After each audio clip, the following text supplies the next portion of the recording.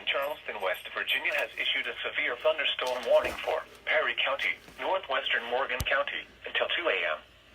At 1:10 a.m., a severe thunderstorm was located near Somerset, moving southeast at 35 miles an hour.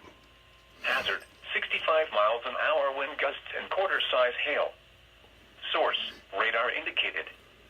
Impact, hail damage to vehicles is expected. Expect wind damage to roofs, siding, and trees. Locations impacted include New Lexington, Somerset, Shawnee, Perry State Forest, Crooksville, Thornville, Junction City, Glenford, and Hemlock.